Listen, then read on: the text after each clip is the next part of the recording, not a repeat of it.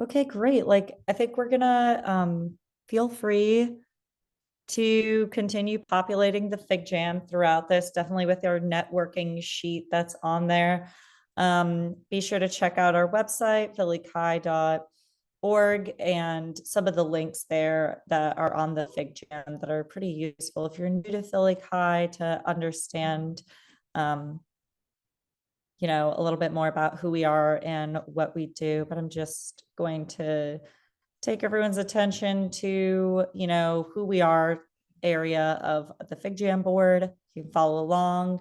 But yeah, who are we? We are an interdisciplinary group committed to advancing UX, or otherwise known as human computer interaction, as a professional discipline, and also to strengthen the UX community that's in Philly. Or if you're not in Philly, that's why we also have these wonderful online events. So you don't have to come travel into the city, or maybe you're just interested in learning more about how we do it over here in Philly this term. So we do a lot of like networking, educational events, mixed between all those, that sort of a balance. um, and, tonight is going to be a little bit more educational, but once again, we always support a safe, positive environment for professionals to gather, converse, and explore interests in user research, user experience. Um, so, if you see anything that doesn't fit that code of conduct, please let us know. Like, we don't really stand for hate and anything like that. So we're always like snuffing that out here on our end.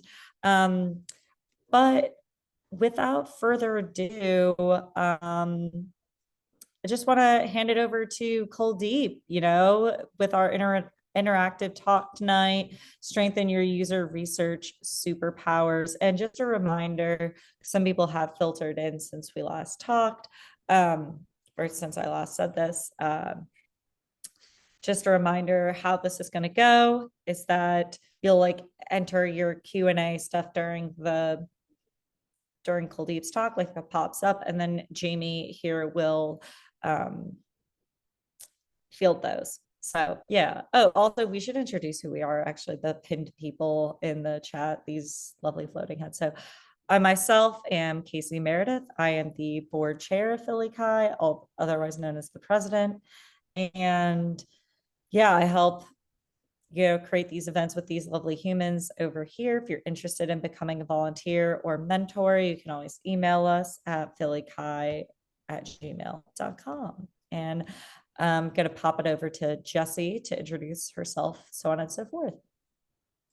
Hey, I'm Jessie. I am the vice chair slash vice pres.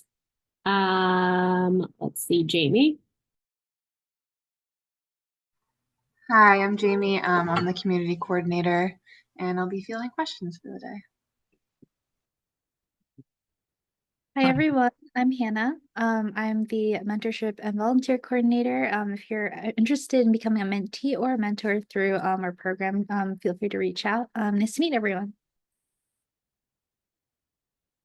Thanks, Anna. Hi, this is Shubham. I work as the sponsorship coordinator along with Lindsay. She's not here right now, I guess. But yeah, we both work together for sponsorships. Awesome. And yes, we are all UX professionals and students in some shape or form. So we forgot to say that, but just in the sake of brevity, I want to toss it over officially to Kuldeep so he can introduce himself and then get started with the talk. Well, cool. Thank you. Are you guys able to hear me okay? I see some thumbs up. And by the way, I didn't realize there was a second page. So there's 29 people. Wow. Thank you. Thank you for coming in your late evening. Sounds like most of the audience is East Coast. I'm West Coast, so it's still afternoon for me, even though it's evening for most of you. I'll share my screen. I'll jump in. Let's keep this as interactive as possible.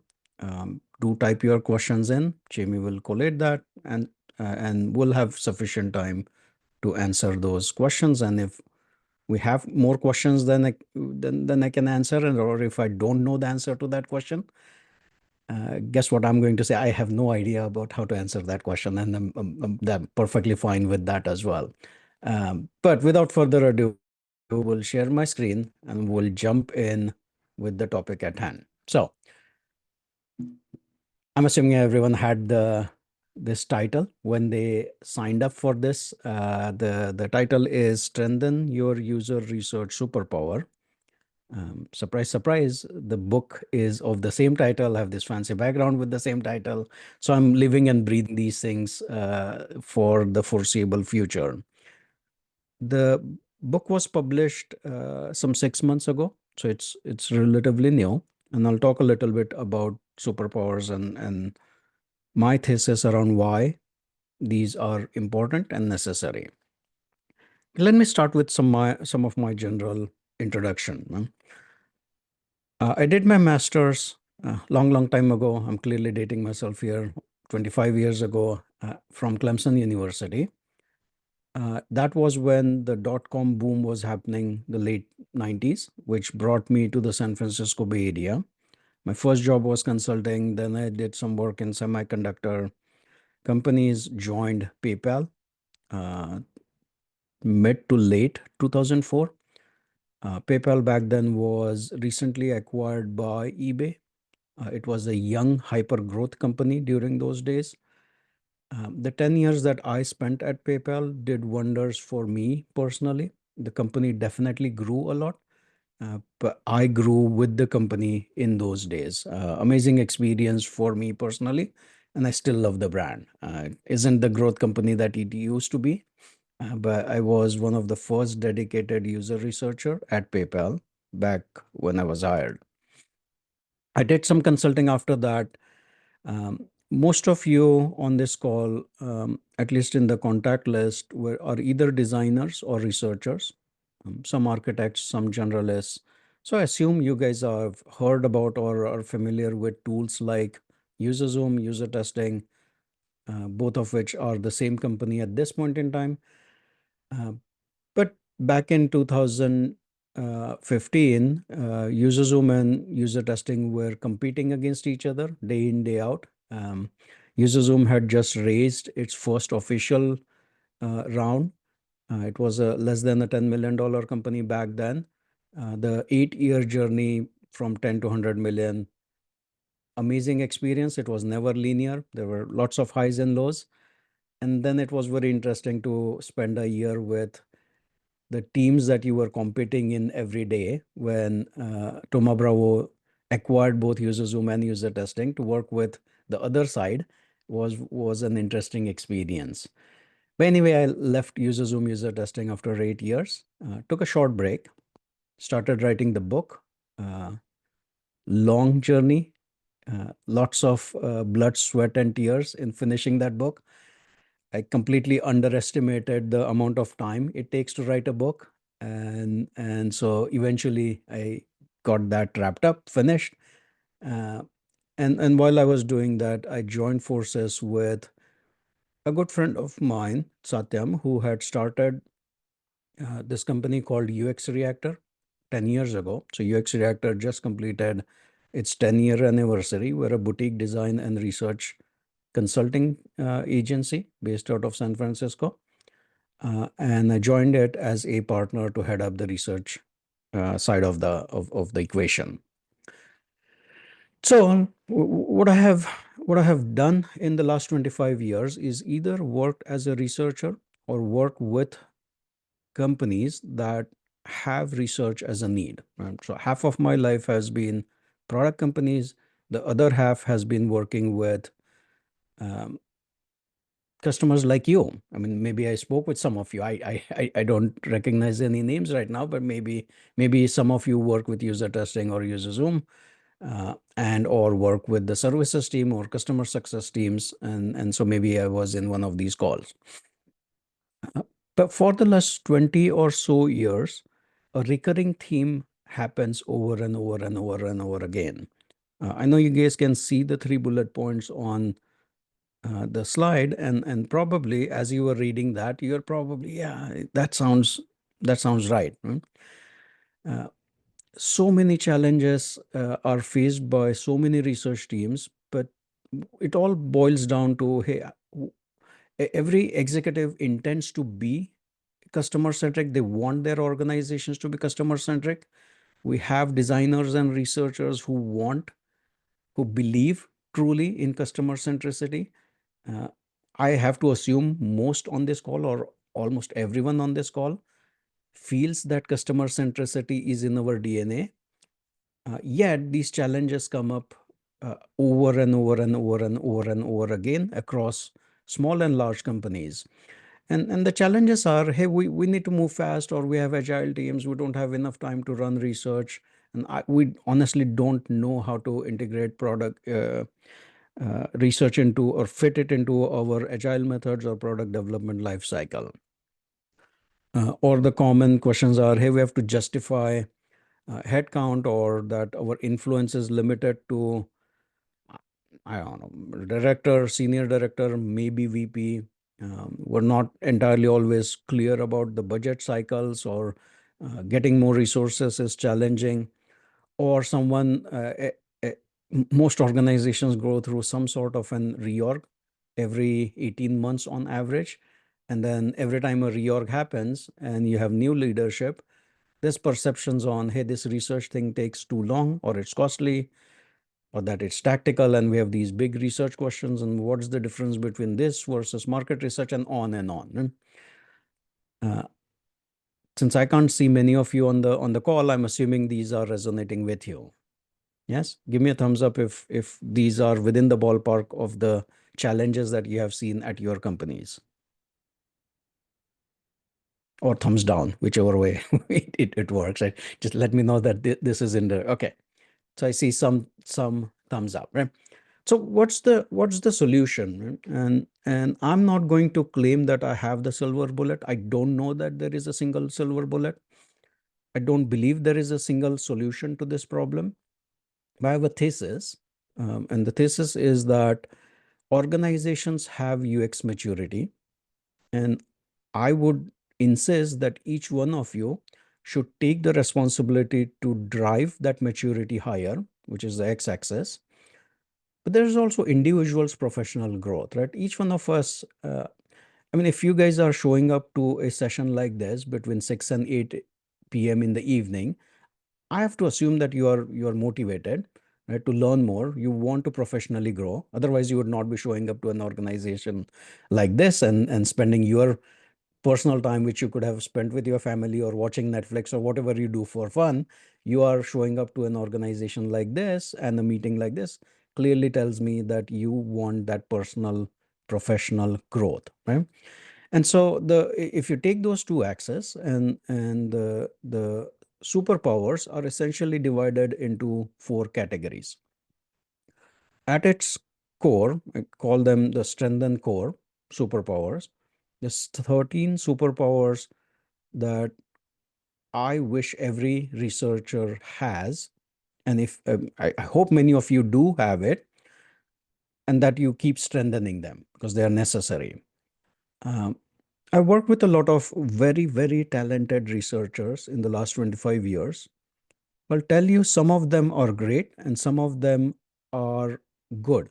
And the difference is that the good ones know how to conduct research. The great ones also know how to conduct research. And that's typically not what differentiates them. The great ones know how to take their organization with them. Right? So how to nurture engagement with the organization, how to demonstrate leadership within your existing environment.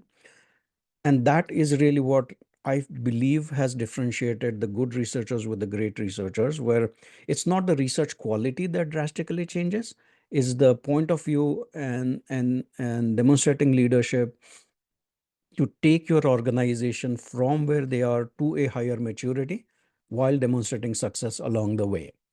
The last category is more about elevating your own expertise.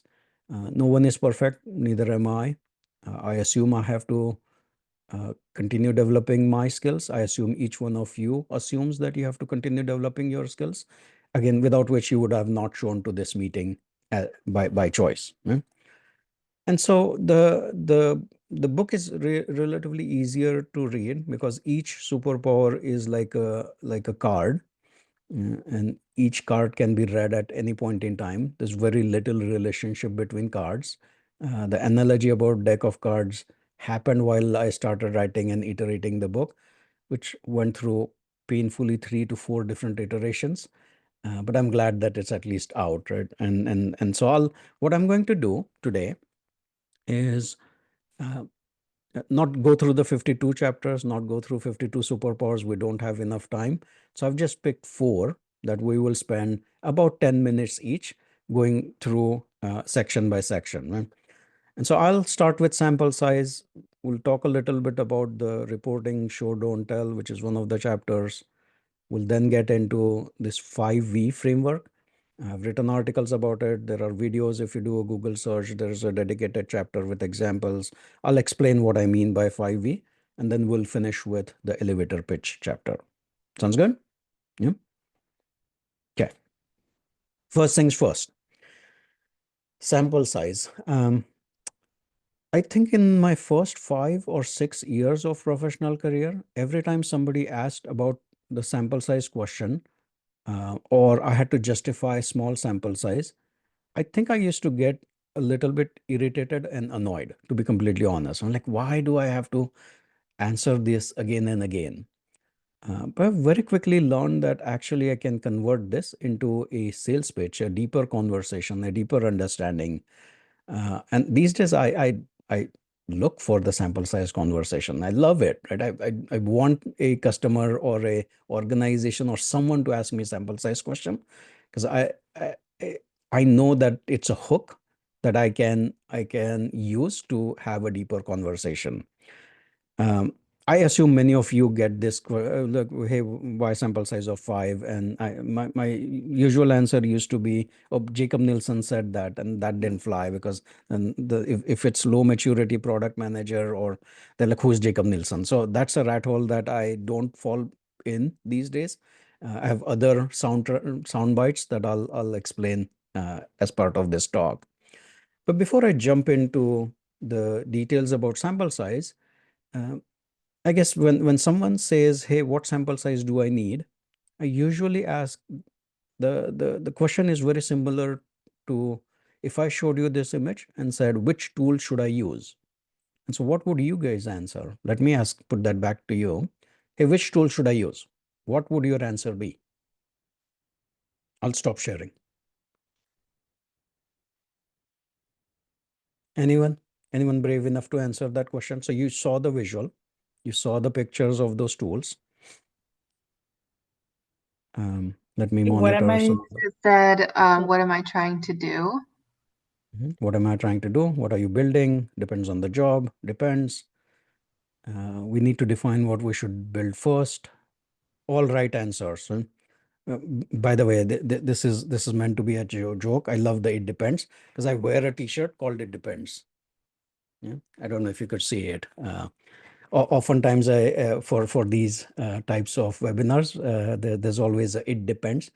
They are available on Amazon. I have like 2 or 3 of these. It depends because if I anticipate that question will come up, I usually do have a it depends T-shirt. Yeah. If you don't remember the 4 superpowers, I am pretty sure you will remember me wearing the it depends T-shirt. So exactly right. I cannot answer the question, which tool should I use, until I know what needs to be done. And the answer is, yeah, it depends. So it depends on the what outcomes are we trying to achieve based on that user research. Are we trying to look for usability issues? And if there's a design, if there is a UI, if there is a prototype, a Figma prototype, or a live site or an app, or are we looking for usability issues? Okay, then I can answer that. Are we trying to look for some KPIs, key performance indicators? It could be a hit time on task, error rate. Does that something quantifiable? Or am I trying to compare between, hey, should we go with this design A or design B? This orange button or green button. The nature of questions can be generally fall into those three categories. There's more, but these three are the primary ones. If we're looking for usability issues, but then the next question is, are we looking for the big issues, big rocks, or are we looking for these tinier issues, lots and lots of smaller pebbles and rocks? Well, let me explain what I mean by that. The big rocks are issues that have a much higher chance of occurrence. So what Jacob Nielsen published now almost 20, 30 years ago was that the sample size of 5, if you guys remember his paper with the curve, at about n is equal to 5, you find issues that have high chance of occurrence. In his equations, that's about 40%. And you have 85% chance of finding those big rocks. Is that always enough? Yeah, maybe early on during the early discovery phase or early conceptual phases.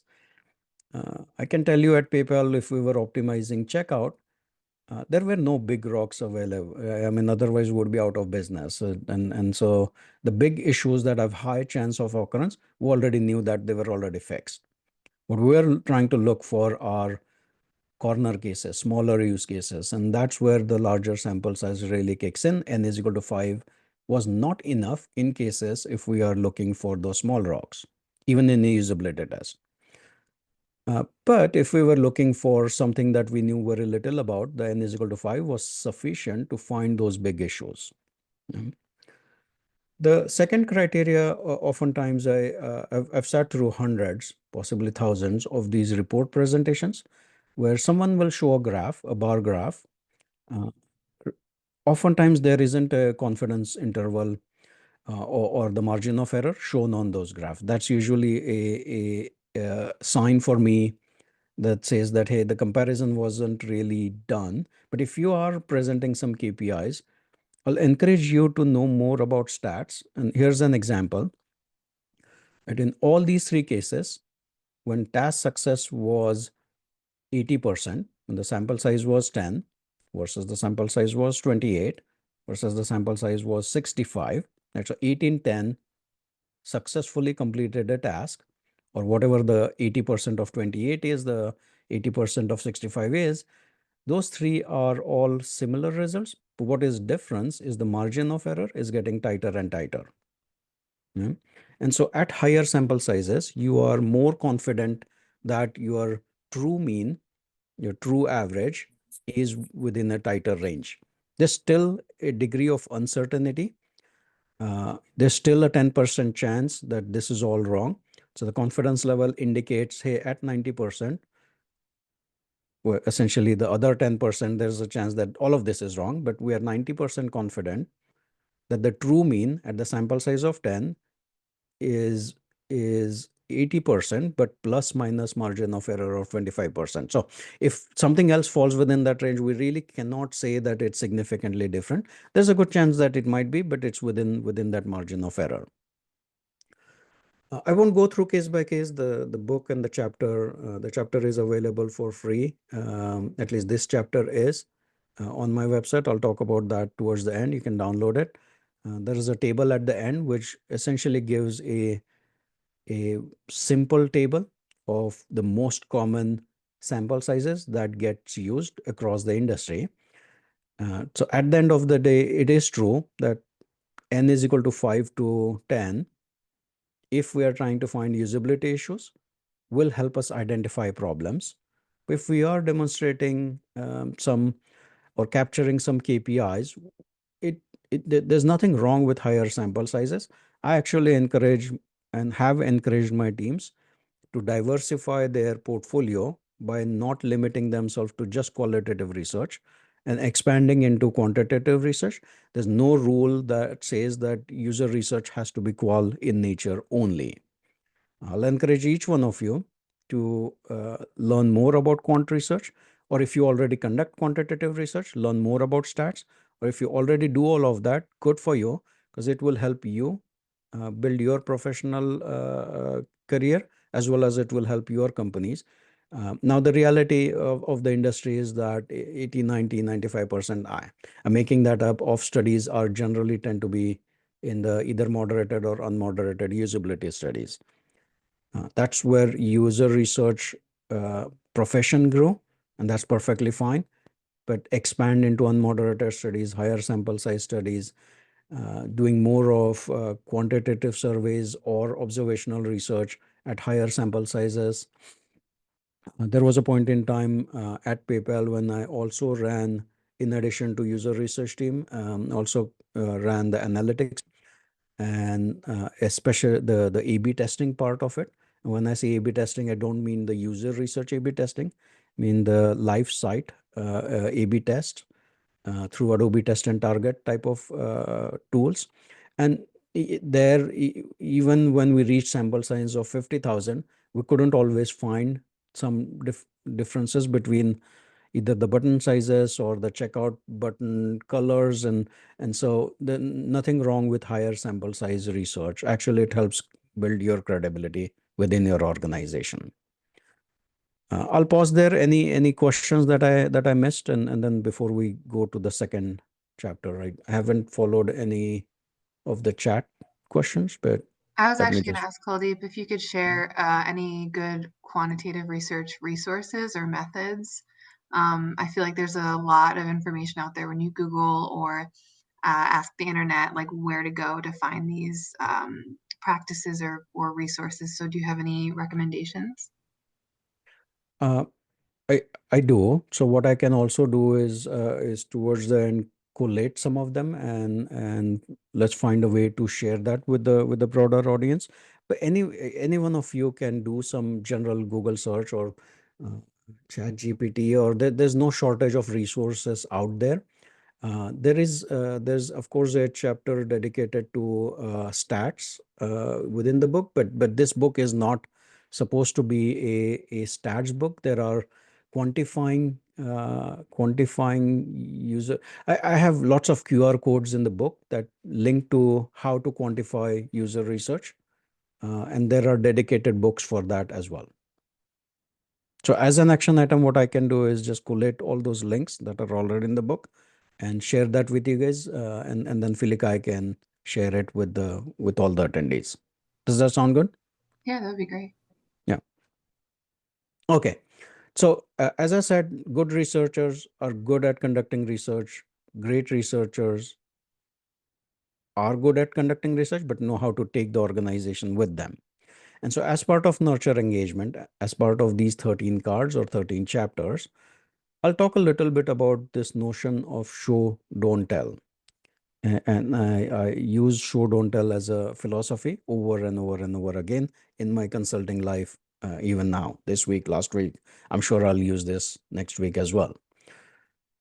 So this chapter or this superpower is really dedicated to improving the narrative and actionable recommendations.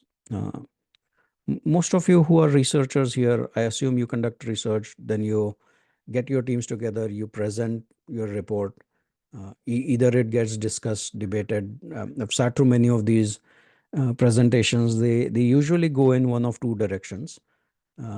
One option is there's a lot of discussion and acceptance, and what do we do about it?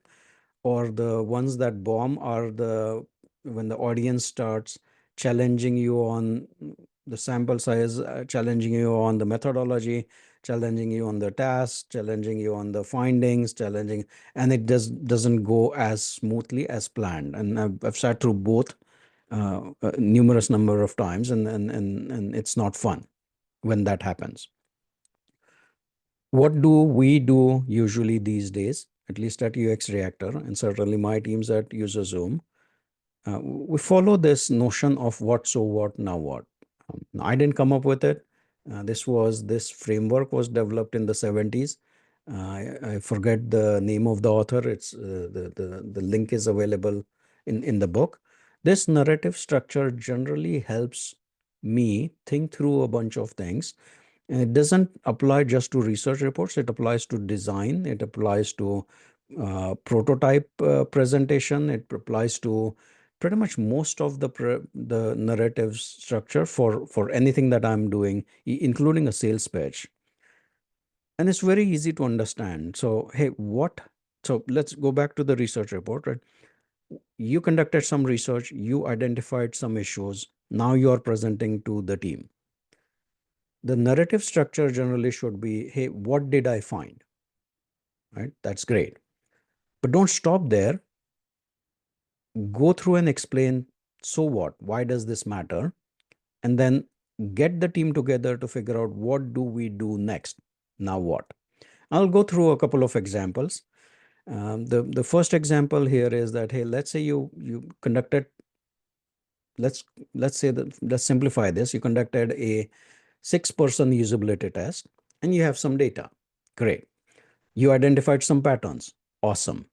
You are then narrating those patterns, right? Hey, most participants could complete this task, but their satisfaction rating was lower because of X or Y confusion. Good to know that's a pattern. Or maybe you identified another pattern where several users encountered an error message, or 3 out of 6 users encountered an error message. These are patterns that you identified from the research. That's awesome. Every report should have them. But sadly, most research reports that I sit through in the room, if I'm not part of it, stop here. And it's extremely frustrating for the audience because they don't want to just know the patterns. They want to know, what does this mean? Because when they're generally challenging, 3 out of 6 users encountered an error message, that sounds like, do I need to worry about it? Because that sounds very small. Even though 50% is a big number, the number 6 sounds very small to the listener, especially if they are not trained designers or trained UXers or trained researchers. What you should try, what I'm encouraging you to do, is to quantify those patterns that you found. It is sometimes hard to quantify them. I understand it, but you should spend some energy, burn some calories to try to quantify it. Yeah? And in that previous example, when I'll go back, when I said, hey, most participants could complete the task, but satisfaction ratings was lower because of X confusion and Y and M. Well, connect it with something else that the audience might know, right? Or our competitive UX benchmark from last quarter showed something, right? Or the quantify the 3 out of 6 that you found in the usability test, which is an actual example from research done long time ago at PayPal. We then spend time looking into the analytics data to quantify it as to what percentage of people that go through that page see that error message. And now we know exactly how many thousand people per month are encountering that error message. And of those that encountered that error message, what happened to the checkout rate? And so now suddenly this 3 out of 6 became, I can't give the exact numbers, but it now annualized revenue was like, whoa, this looks like a $50 million problem that I need to solve.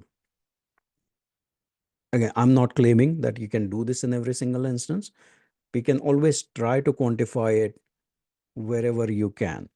But then please don't stop at so what. The key part of research is to get people to action, which is the now what part.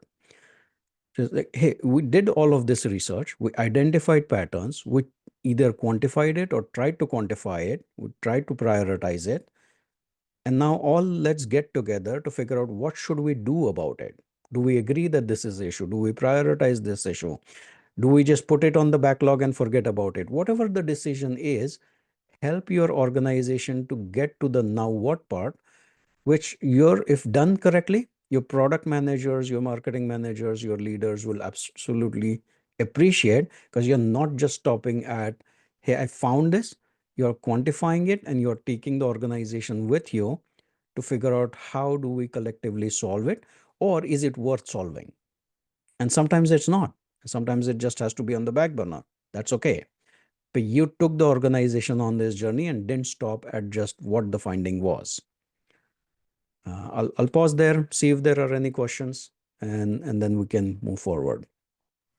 Yeah, there was one question by Suzanne.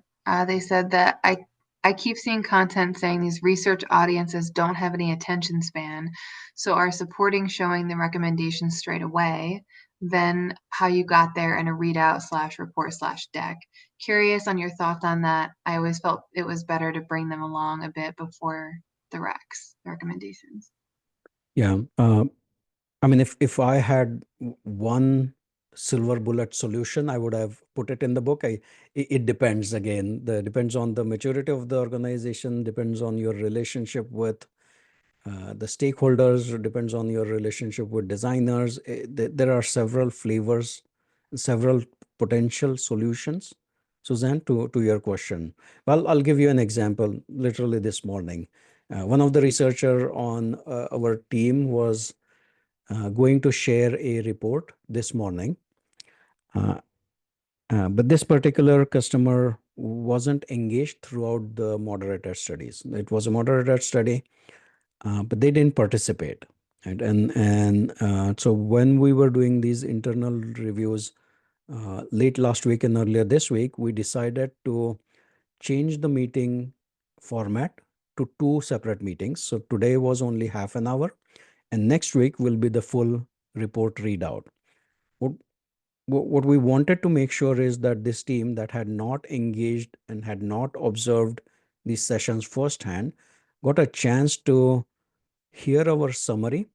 The news was not as positive as they would have expected, so it needs to be choreographed. What we didn't want to do is go into big report readout and where everyone freaks out and there's a big we don't believe this type of situation. So it's much better to have at least in this situation, a smaller group of people where we selectively leak the report, get their feedback in preparation for a larger readout. That way, there's people who already know that it's going to, the report is going to say something that the vast majority of the audience might not like. But it's a lot different than a report readout that I sat in a couple of days ago, where highly collaborative team, the report readout was no more than 5 minutes because it was already there were more discussions happened during debriefing sessions between moderated sessions that the team was already aligned, the designer was already fixing, and the meeting very quickly turned into, yeah, we get all of this. Thank you for documenting it. Let's spend like 45 minutes of this 1 hour research readout into figuring out which fixes will work and how do we plan for the second round. Yeah. So it all depends on the how engaged the organization is, how engaged the designers are, how engaged the product managers are, what outcomes you are trying to look for, and tweak your style to fit the situation. My teams use the thing that you mentioned in the note. Sometimes just we go through, here are the 3 findings, and then they're not interested in the process. Sometimes the audience is a little bit interested in knowing how you got to those outcomes. How did you decide those are the findings? Yeah.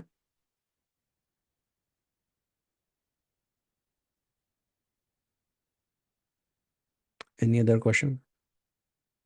Oh, yeah. So, yes, agreed. I mean, Suzanne, there's also a chapter dedicated to, I usually, before a researcher, if it's an internal prep meeting, before a researcher starts presenting, my first question is, hold on, do you know what the audience perception is? Right? There is no one within an organization, I'll stop sharing. When you are presenting a report, everyone in the audience already has a preconceived notion of what the insights will say. And what you need to know is your insights aligned with what they are already thinking? And so never walk into a presentation assuming that the audience knows nothing about the topic and has no preconceived notion. Has never happened with me. The audience always has a preconceived notion of what the usability problems are, or they are not, or they always have some preconceived notion. And as researchers, I feel we need to know, hey, is this aligned with what they're already thinking? In which case, it's a simple report presentation and grade.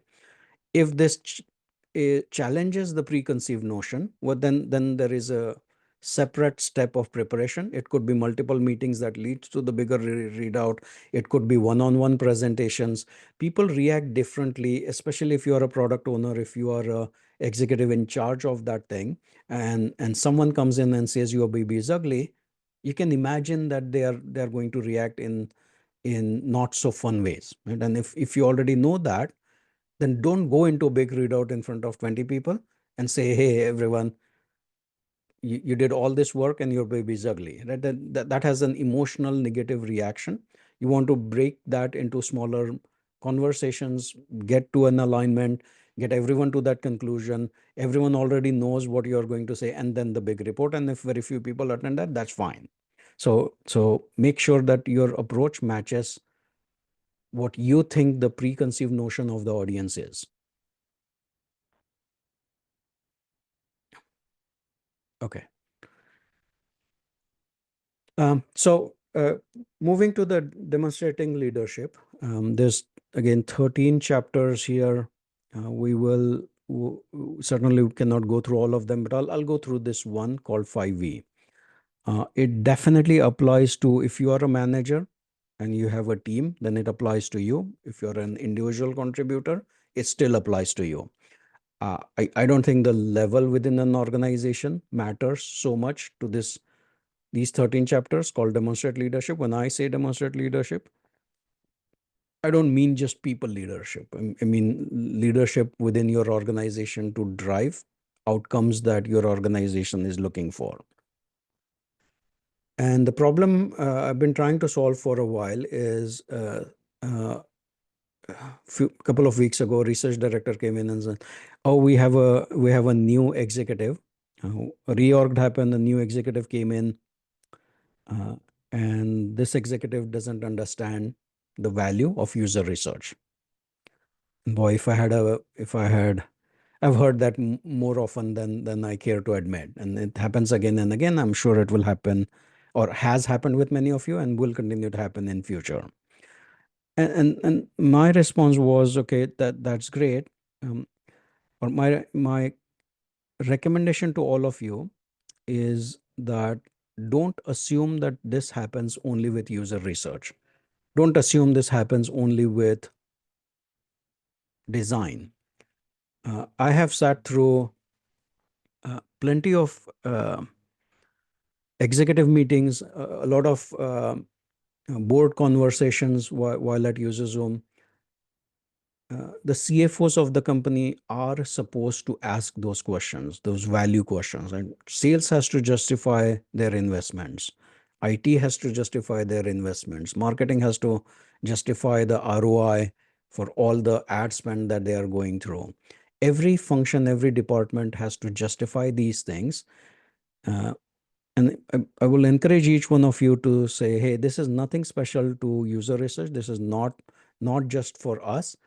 I know in the last year and a half, couple of years, there's lots of doom and gloom on LinkedIn. Layoffs, there's some truth to it. There's some hyperbole to it as well. My larger point is that I am encouraging each one of you to summarize your achievements every 90 days. Every public company CEO does this. It's called the investor's call, right? Every private company CEO and the executive team has to do this in front of the board. Every department head generally has to do this within their organization. I'm encouraging each one of you, and I don't mean just the HR cycles that you have or you might have within your organization and whatever frequency that the HR cycle happens in. I'm talking about truly justifying it and having the notion of, hey, what did I do, what outcomes did I achieve in the last 90 days. And so that's where the 5V framework comes in. The 5Vs are the velocity, validity, variety, which we'll talk about, visibility, and value. So there are effort metrics, and I'll go through some examples. There's some organizational engagement metrics and KPIs, and then there are outcome metrics. To demonstrate impact, you have to be able to show all the 5 Vs. And then when you do that, never forget to increase or ask for more investments. And let's go through some examples. Right? But before we go through some example KPIs in these individual 5 Vs, I'll tell you something that resonates with me. I heard this in one of the board meetings. One of my previous managers and now my mentor said this. It's like, Kuldeep, effort is appreciated, outcomes are rewarded. I'll say that again. Right? Remember that effort, how much effort you put in, that generally gets appreciated, but outcomes are rewarded. Yeah? And I'll walk you through what I mean. So when it comes to the effort metrics, these should be relatively straightforward for all of you to measure. Hey, how many studies did I conduct in the last 90 days, right? Or how many workshops did I facilitate? Or the total number of researchers on my team, or these are, there's no gray area. It's either done or not done, right? Or these many studies were in progress. Maybe capture in simple Excel or Google Sheets, hey, what sample size did we use? How many studies were under a certain sample size? Or use the, hey, how many methods did we use? We used 3 different methods in the last 90 days. Right? Those effort metrics are what you did. But don't stop at the effort metric. Also, and I have encouraged my teams in the past to do this quite a lot, which is, hey, how do I know that you engaged with the product organization or with the design organization or with the business unit, right? Record how many business units you served. I've encouraged my teams at every time at the end of research study,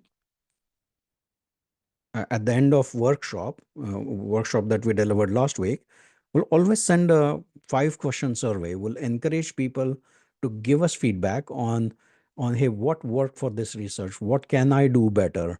Be transparent, be open, right? It's not just about the designs that you are taking into usability test. It's also how engaged are the product teams? How do you engage more of them? And so that those metrics are perception metrics, and I call them visibility metrics. And then comes the outcome metrics. They can be a little bit challenging.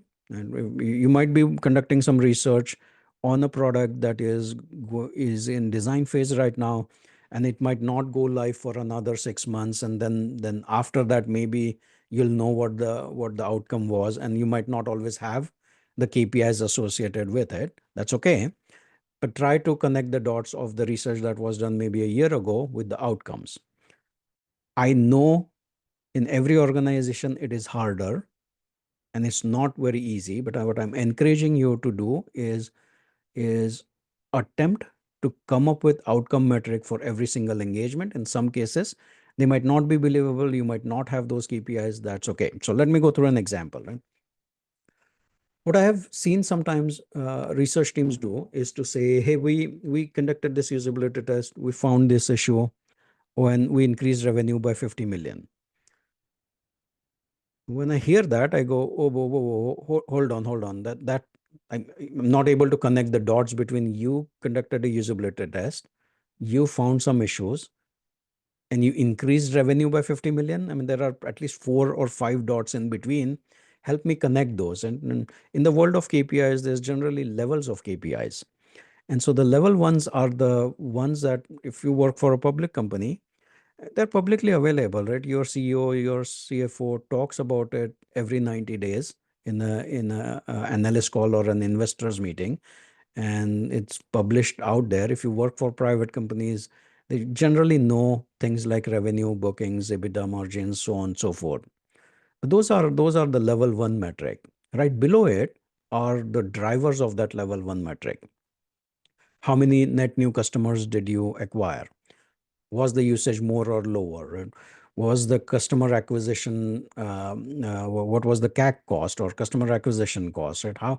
What was the conversion like? They themselves are not financial metrics, but the organization and executives already know how to connect the level 2 to level 1. You don't have to do that. Within your companies, within your organization, I assure you, your executive team and the board and everyone else knows very well how to connect the level 2 to level 1. What I encourage my teams in the past, at least, to do is identify the level 4 metric. If you have simple things like task success or NPS or super Q or any of these metrics, narrate them, right? It's not people will find it a little bit hard to connect that with the level 3 and level 2 and level 1, and it's okay, but you at least attempted to do that. Or if you worked on something that was customer facing, consumer facing, and you know that, hey, you conducted few rounds of research, I don't know, Q3 of last year, and it just went live, try to speak with the product manager, try to speak with someone within the analytics team, and try to get, hey, the outcome, what happened, what were the outcomes for the things that we did for pretty much the last year, even if you have moved on to another project or another business unit. Last thing I'll say, I know it is hard. It doesn't always work.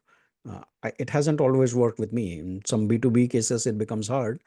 But in your attempt to establish the outcome metrics, you yourself learn a lot. And in every single role that I've had for the last 20 years, I could always capture the effort metrics. I could always capture the visibility metrics of how visible is my work within the organization, and am I getting direct feedback for it? And where I'm taking all of this with is I want each one of you to summarize your achievement in a simple statement. Right? This is just an example. And if I'm the leader of a team, hey, our team conducted X number of studies, 30 studies, engaging 600 participants across 4 research methods this quarter. We supported all 3 company initiatives, collaborated with 60% of product managers. That's all great. Those are effort metric. Don't expect somebody to go, wow, I'm going to give you a bonus. But so many of teams that I work with in my consulting role cannot articulate this. And I want each one of you to spend some time thinking about this. It takes some effort to collate all of this material. If you work across different teams, then you have to go to your manager and make sure that all of this is collated, and that someone comes up with a summary statement like this, right? Or try to say, hey, we identified 50 critical usability issues, or we came up with 3 big ideas, or and try to make a case that, hey, there was more demand than supply, right? Or which is why we propose a budget increase. If this is your company culture, but if not, then you don't have to yet propose any budget increase. It's just to specify what happened in the last 90 days, and then repeat this every 90 days. So I'll pause there, go back to the slide which says 5V, and hopefully there are questions.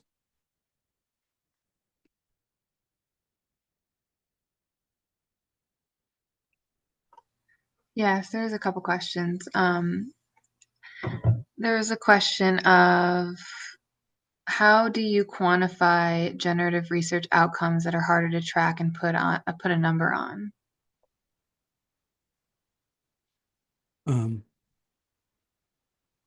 Okay, yeah, generative research, right? So first of all, congratulations. Very few researchers are able to conduct generative research, and so if you are able to do generative research, consider that as a win, right? And how have I quantified generative research? Well,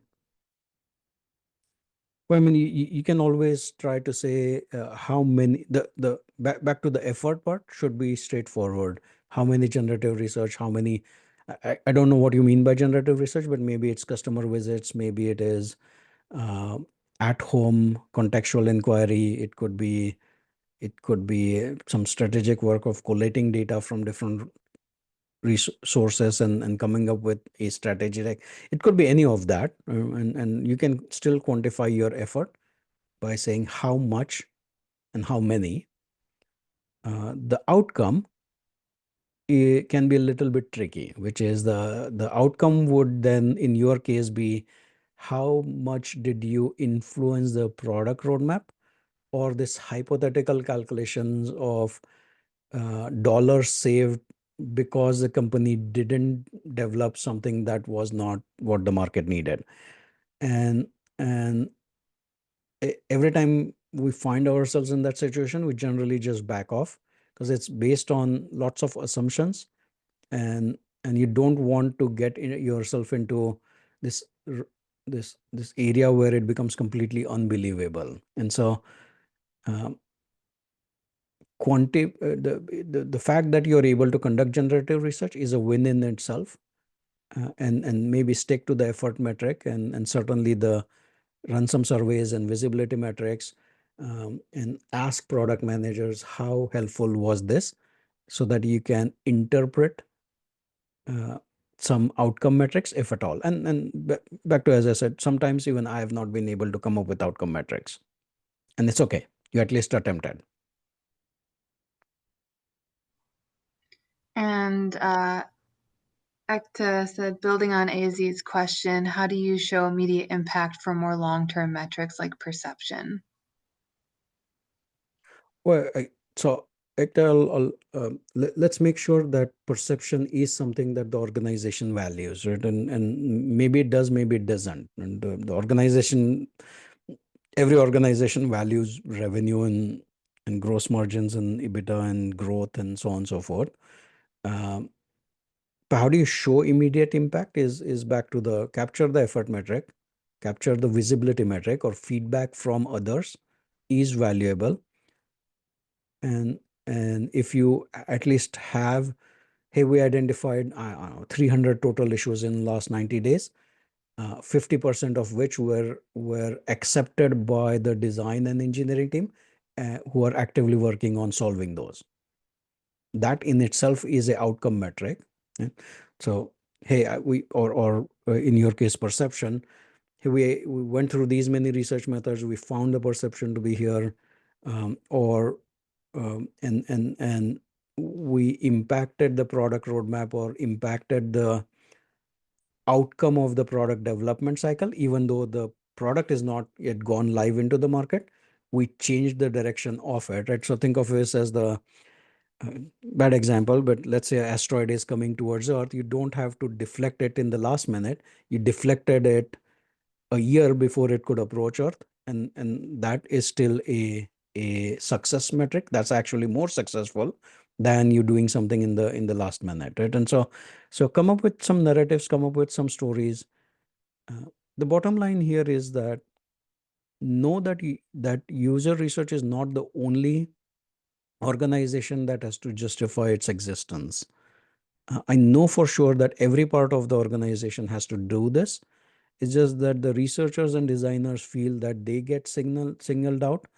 Engineers generally don't have to justify their existence because the organizations understand why they are needed. And so, but so do marketing teams and sales teams, and if even finance team have to justify why they do what they do.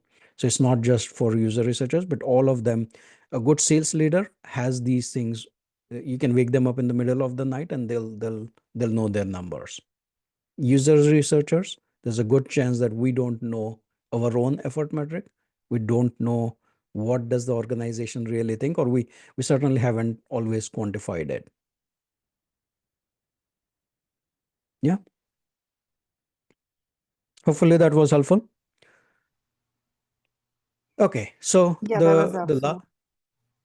thank you. The last one is more on elevating individual expertise. And so there's 13 chapters there, everything from negotiations to, I genuinely personally feel I've worked a lot with sales reps. I still work a lot with marketing. I think I have personally learned a lot just by working with customer success people, from folks in finance. My storytelling capabilities, I know I need to keep improving them, but I generally learn a lot from other departments and other functions. And I'll definitely encourage all of you to learn from other functions within your company, or people that are not just designers and researchers. There is a chapter that is favorite for me, which is related to elevator pitch. So I assume most of you here know what an elevator pitch is, and the idea is that, hey, you jump into an elevator at the ground floor, you're going to the, I don't know, 10th floor, 15th floor, executive steps in, you're introducing yourself, and you have like this 15-20 second window to articulate who you are and what you do. Now, it's not necessary to be in an elevator. The term is called elevator pitch. You can be on Zoom, you can introduce yourself at a social meeting. It doesn't matter how you introduce yourself and how you think about who you are, what you do is critical and important, because we go from meeting to meeting. Oftentimes it's go around the room and introducing ourselves, and there's more than one instance where we have to have our elevator pitch ready. What does an impactful elevator pitch include, at least the way I see this? And it has, in my mind, 3 components, and then I'll talk a little bit about the 4th one, which is a cliffhanger. So the first one is more factual, who you are. There shouldn't be any doubt about like, who am I? I'll just like state who am I. But if you stop there, then it's not interesting. It's not very memorable. The what do you do, or what your team does, and how it benefits the organization, and or how it's forward looking is more important and more memorable. And so here's an example. Right? Hey, my name is Kuldeep. I lead a user research team. Yeah, factually correct, not very memorable. We conduct user research, or we conduct design research with end users. Or if I'm talking to someone in healthcare, hey, we conduct research with patients and admin staff and so on. So use the term that your company uses, right? Or the executive uses, because now they're potentially at least listening. Hey, we conduct design research with whoever. But the more important thing is why, because we discover actionable insights across the product development lifecycle to mitigate risks, build products that customers love, and innovate for the future needs. The things that are bolded, replace them with the things that the executive talks about. Within your company, there's always, hey, here's our strategic directions, here are the big themes, here's what we are trying to do. We're trying to acquire more customers. Okay, great. Hey, we discover actionable insights across the entire portfolio so that we can understand what the triggers are for acquiring more customers, and then what are the things that are preventing customers from joining XYZ, right? Tweak your why to fit with the company strategy. And the advantage it has is the person hearing this, it's not new for them, but what they hear is that, hey, I've been repeating all of these company initiatives, and it seems like this leader or this person is truly internalizing it and figuring out how their jobs help drive our strategic initiatives. And so if I'm talking to someone, this is called mirroring, right? In a negotiation tactic. In the book, there is a QR code for Chris Voss, who was the FBI's negotiator, and he has a master class. I love that master class. It's called mirroring, right? You repeat the thing that the other person says, but you say it in such a way that how you are encouraging that or how you are driving that.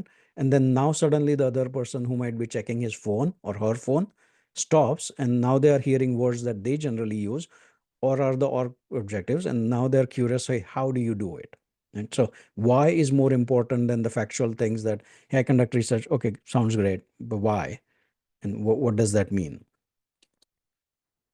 I generally encourage, and the book in the chapter also encourages, to end the conversation with a cliffhanger. It's something that I have learned uh, from leaders that I admire.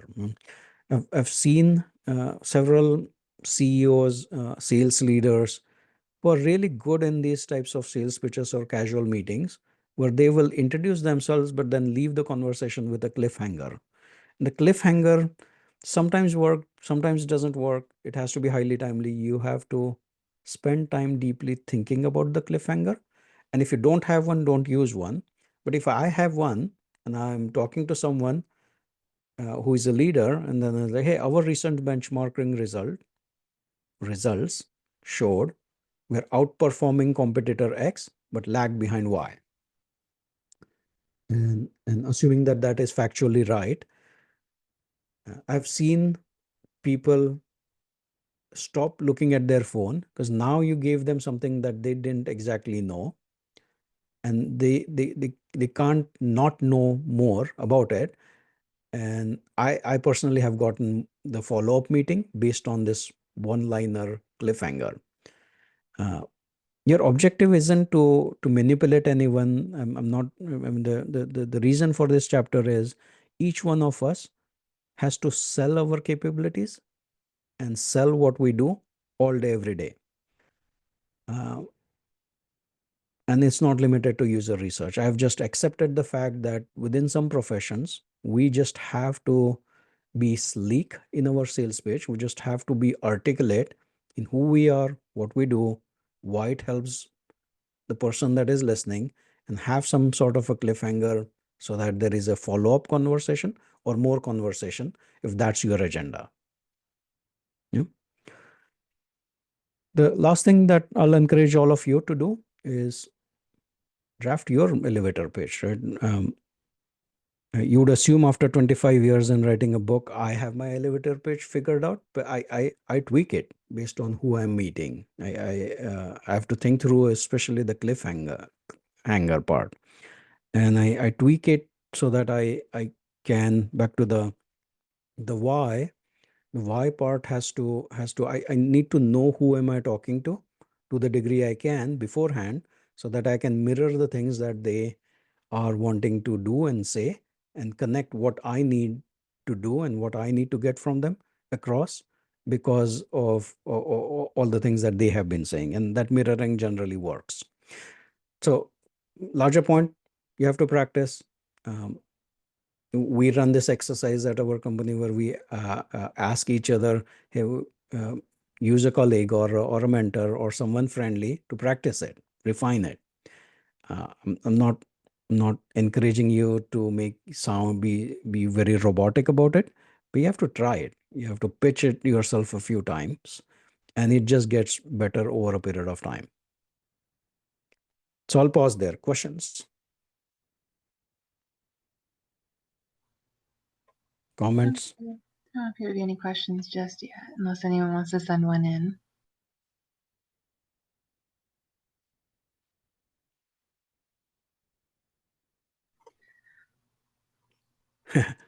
As he just asked, what are your thoughts on the current UX job market? I think we'd all love to know this. let me okay, yeah. So the $1 million questions, right? If I knew the exact answer to it, I'm sure I could sell that answer. Joking aside, UX research teams have taken unusual hits in the last year and a half. It was all amazing between 2019 and 22, and then towards the end of 22, all of 23, even all of 24, it was challenging out there. It still is. At least based on the UX reactor business of the pipeline that we can see, we started seeing some improvements in our own business mid last year, so around June, July.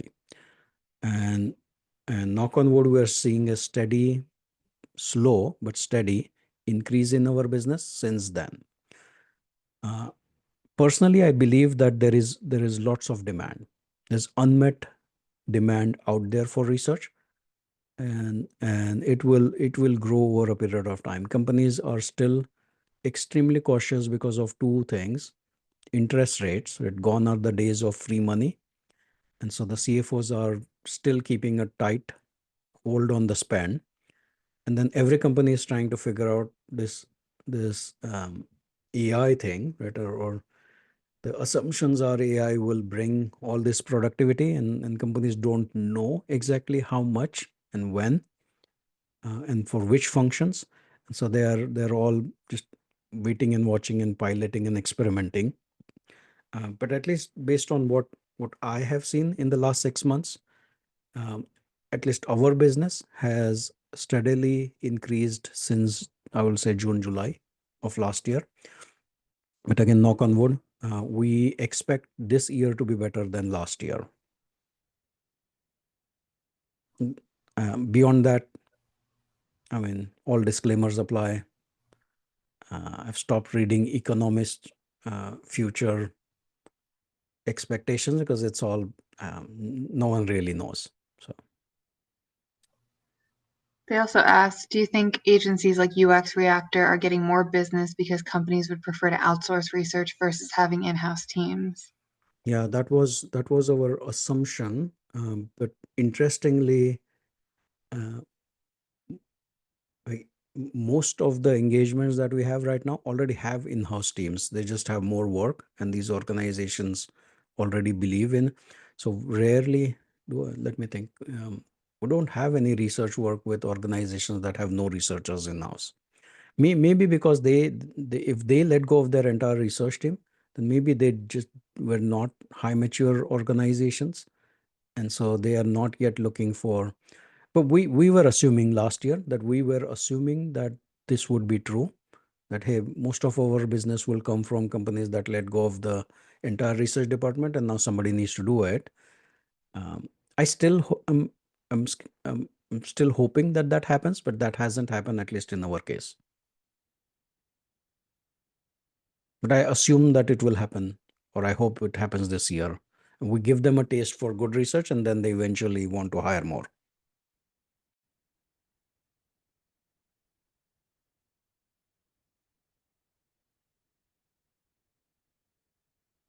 Yeah. Okay. So thank you for those questions. I mean, definitely work on your pitch, even if you're not looking for a job. I try to do this. All the 52 superpowers are available on in the book. I posted on LinkedIn a couple of days ago. This weekend, I was at the grocery store with my daughter. I live in California. Well know about bird flu.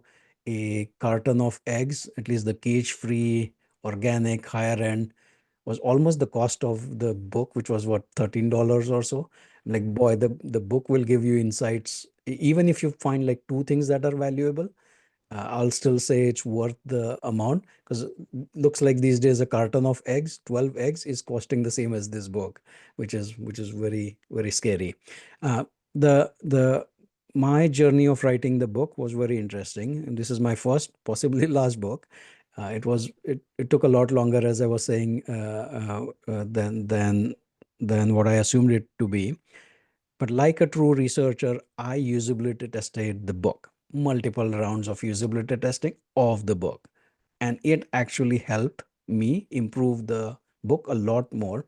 It's just content review, but I think of it as usability testing. I circulated the first iteration, got a lot of feedback, circulated the second iteration, got a lot of feedback. These are all the people that I have known and worked with or mentored, and they provided tremendous amount of feedback. And then eventually I went back to them asking for a quote, and so they all were gracious enough to send the quote. I worked at Zoom user testing, so know Alfonso really well, and so Alfonso wrote the foreword. I don't know if his quote is here. Yeah, he pretty much wrote 4 pages, and so the foreword is part of the free downloadable 3 chapters. You can go to kuldeepkelkar.com. You can download the first 3 chapters. You can always buy it on Amazon. And I'm on LinkedIn. I put my LinkedIn link in the FigJam board. Happy to connect with any one of you offline as well. I So actually did that's have pretty much it. one more question from for the UXRs looking for a job. What are some key skills and projects or experiences that you would suggest we add to our resumes? Well, I mean, you can't manipulate your resume. Your resume is your resume, and your experience is your experience. But the narrative structure matters. And hey, uh, what are your superpowers? How have you influenced the organization? Resumes so much speak about the tools, methods, and techniques. That is important. When I see a resume, I look at the resume for 5 seconds, maybe. And my first scan, I'm trying to make sure, okay, ballpark how many years of experience, are the basics in there? Usability test, moderated, unmoderated, surveys, user testing, this, that. Okay, once I see all the basics in there, and so that takes no more than 5 seconds for me. The next question then is, okay, what outcomes has this person really delivered? Can this person influence? I'll stop sharing. So I use the 52 superpower powers angle. And when I'm hiring, I'm looking for, can this person influence the direction that the research takes? I said this morning to a researcher, I'll repeat it on this call. I genuinely feel conducting research is the easiest part and takes no more than 25% effort, at least on my teams. The other 75% gets spent on convincing people.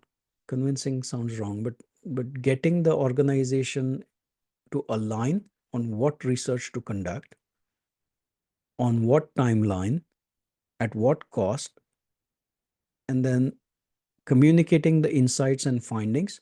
That's more like 75% of the work. The conducting research is the easiest part in my view.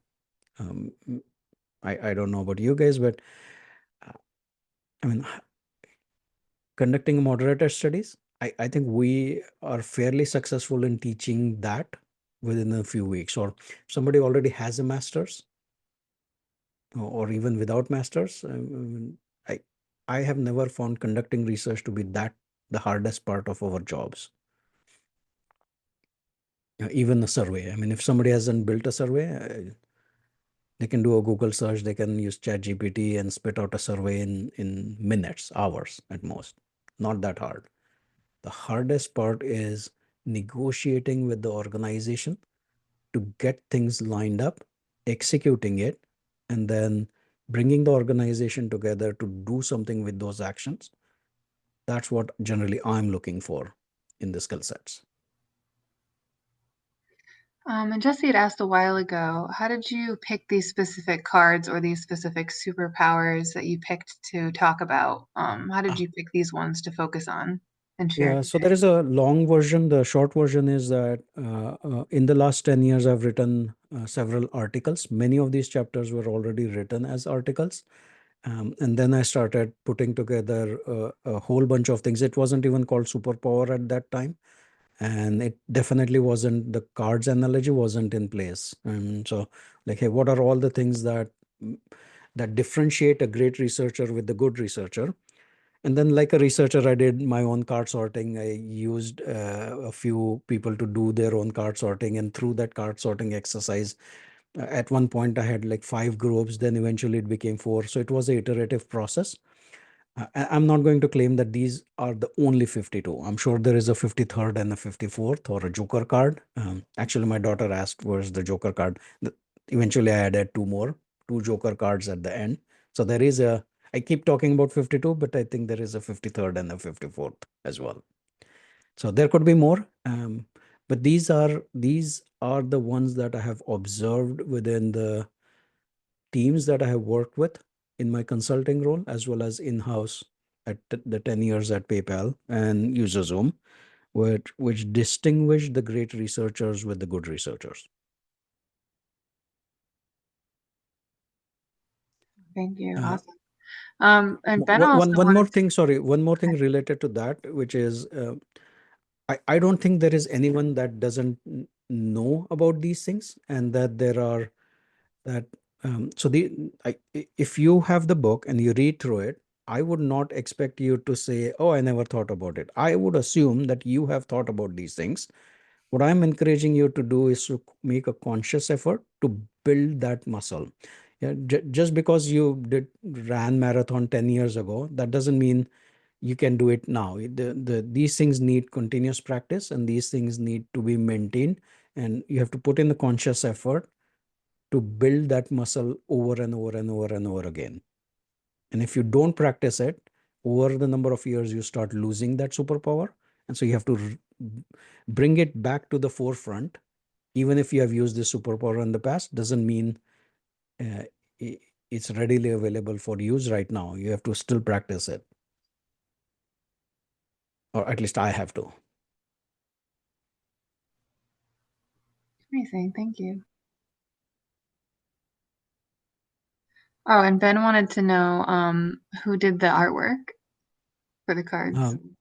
The artwork is all done by a person named Dario Bol. The book has the QR code. I think the free 3 chapters has a QR code to his website. He lives in New York, so if you're interested, reach out to him. Amazing guy. We use him regularly for all of our workshops. He does a lot of visual thinking type work and a lot of artwork, as well as meeting notes that are visual notes. Great person.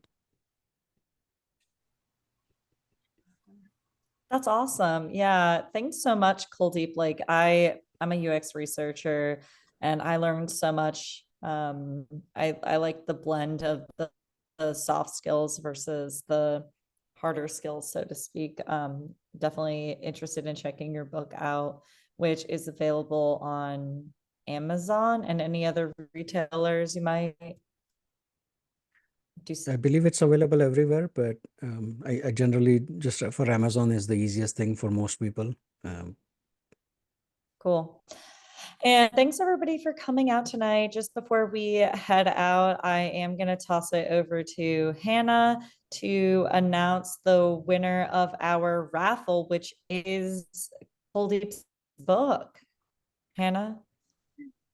Super excited to announce that Suzanne Krumbach has won a digital copy of Kuldeep's book. So congratulations, Suzanne. We'll send you some more information right after this meeting. Thanks so much. That's very exciting. Thank you. Yay, love to hear it. And if this is your first time coming to a Philly Kai event, or maybe it's the first time in a long time, please follow Instagram, LinkedIn, and subscribe to our mailing list. And when you do so, please try to move over the Philly Kai email, like if you're on email, over to your inbox, because it does end up in spam sometimes. So that's why it's useful to share or follow us on Instagram and LinkedIn as well. And the board here, you can follow us on LinkedIn or send a connect request. We're available all the time to talk to you more about Philly Kai and things that we do. So yeah, if you have any questions, you can always reach out that way. And also via our phillykai@gmail.com email. So yeah, thanks everyone for joining. Thank you. Thanks everyone. I'm posting Whether our Dario was the website same, LinkedIn. Dario was the same person who did all of the poster boards, as well as the book cover. So Oh, awesome. his information is in the book. But thank you, everyone, and good luck with if you're looking for a job and or if you're already working, then hey, who doesn't want to influence their organization? So go influence everyone. It's always good to learn. Yeah. Thank you all. Thank you. Thank Thank you, you. Kuldeep. Kuldeep.